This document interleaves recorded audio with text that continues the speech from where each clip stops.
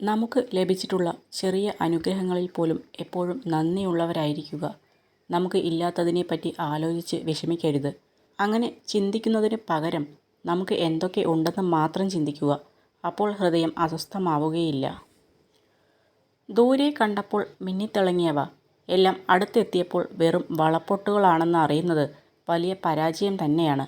അവയ്ക്ക് വേണ്ടി നഷ്ടപ്പെടുത്തിയ സമയവും സമ്പത്തും സമാധാനവും എല്ലാം ചോദ്യം ചെയ്യപ്പെടുക തന്നെ ചെയ്യും. നിങ്ങളുടെ ചുറ്റും ഉണ്ടാവുകയും എപ്പോഴും കൂടെ ചിരിക്കുകയും ചെയ്യുന്നവരെല്ലാം നിങ്ങളുടെ സുഹൃത്തുക്കൾ ആകണമെന്നില്ല. കാരണം എല്ലാവരും നന്നായി അഭിനയിക്കുന്നവരാണ്. യഥാർത്ഥ സാഹചര്യം വരുമ്പോൾ മാത്രമാണ് അവരുടെ യഥാർത്ഥ മുഖം നിങ്ങൾ തിരിച്ചറിയുന്നത്. നിങ്ങൾ ചെയ്യുന്ന കാര്യം അത് ചെറുതോ വലുതോ എന്തുതന്നെ ആയിക്കോട്ടെ, അത് നിങ്ങൾക്ക് സന്തോഷവും സമാധാനവും നൽകുന്നുണ്ടെങ്കിൽ അതാണ് നിങ്ങളുടെ ശരി.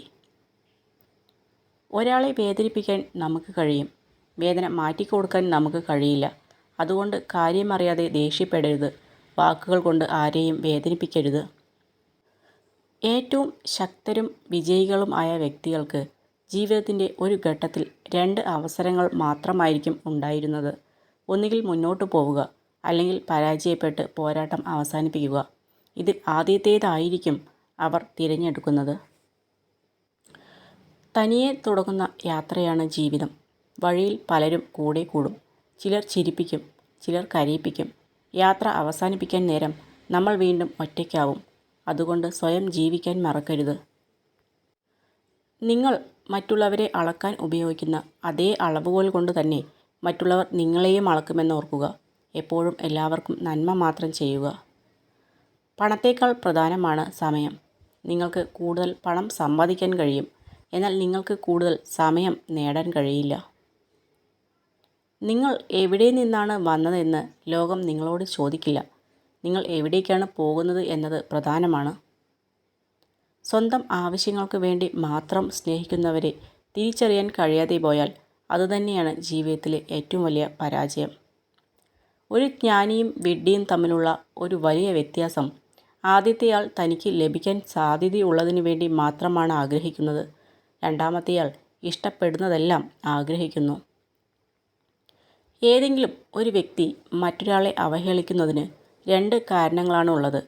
ഒന്നുകിൽ അയാളോടുള്ള ബഹുമാനക്കുറവ് മൂലം, അല്ലെങ്കിൽ അയാളോടുള്ള വിശ്വാസക്കുറവ് കാരണം. ജീവിതത്തിൽ വലിയ ചില സമ്പാദ്യങ്ങളുണ്ട്. അതാണ് നല്ല ബന്ധങ്ങൾ. നമ്മളെ മനസ്സിലാക്കുന്ന, നമ്മുടെ തെറ്റുകളും കുറവുകളും മനസ്സിലാക്കി നമ്മുടെ കൂടെ ചേർന്ന് നിൽക്കുന്ന ചിലരുണ്ട്. അവരെ ചേർത്ത് നിർത്തുക. അതാണ് യഥാർത്ഥ സമ്പാദ്യം. കാലിടറുമ്പോൾ ഒരു കൈത്താങ്ങിനായി കൊതിക്കാറുണ്ട് പലരും പലപ്പോഴും. ഒരു അർത്ഥത്തിൽ ആ വിശ്വാസം തന്നെയാണ് പരാജയവും. കൂട്ടിന് ആരുമില്ലെന്ന് വിശ്വസിപ്പിക്കണം സ്വന്തം മനസ്സിനെ. ഒരുപക്ഷെ അതുതന്നെയാണ് യാഥാർത്ഥ്യം. മറ്റുള്ളവർ നിങ്ങളെ ഏത് രീതിയിൽ പരിഗണിക്കപ്പെടണമെന്ന് നിങ്ങൾ ആഗ്രഹിക്കുന്നുവോ, എങ്കിൽ അതുപോലെ നിങ്ങൾ മറ്റുള്ളവരോടും പെരുമാറാൻ ശ്രമിക്കുക. ഇല്ല എന്നിടത്ത് ഇല്ല എന്നും വേണ്ട എന്നിടത്ത് വേണ്ടെന്നും തന്നെ പറയുക. എന്ത് വിചാരിക്കും എന്ന് കരുതി പറയേണ്ടത് പറയാതിരുന്നാൽ ചിലർ നമ്മുടെ മൗനത്തിന് വില നിശ്ചയിക്കും. ആ വില ചിലപ്പോൾ നമ്മുടെ ജീവനും ജീവിതവുമായിരിക്കും. നമ്മുടെ ഇന്നത്തെ ജീവിതം നമ്മൾ ഇന്നലെ വരെ എന്ത് ചിന്തിച്ചു എന്നുള്ളതാണ്. നമ്മുടെ നാളത്തെ ജീവിതം നമ്മൾ ഇന്ന് എന്ത് ചിന്തിക്കുന്നുവോ അതായിത്തീരും. നമ്മുടെ ജീവിതം നമ്മുടെ മനസ്സിൻ്റെ സൃഷ്ടിയാണ്. നിങ്ങൾ വിജയിക്കുമ്പോൾ ചുറ്റുമുള്ളവർ നിങ്ങളോട് പറയുന്നത് പോലെ നിങ്ങൾ ഒരിക്കലും 100% വിജയിയല്ല. അതുപോലെ തന്നെ നിങ്ങൾ തോൽക്കുമ്പോൾ അവർ പറയുന്നത് പോലെ നിങ്ങൾ ഒരിക്കലും 100% മോശവുമല്ല.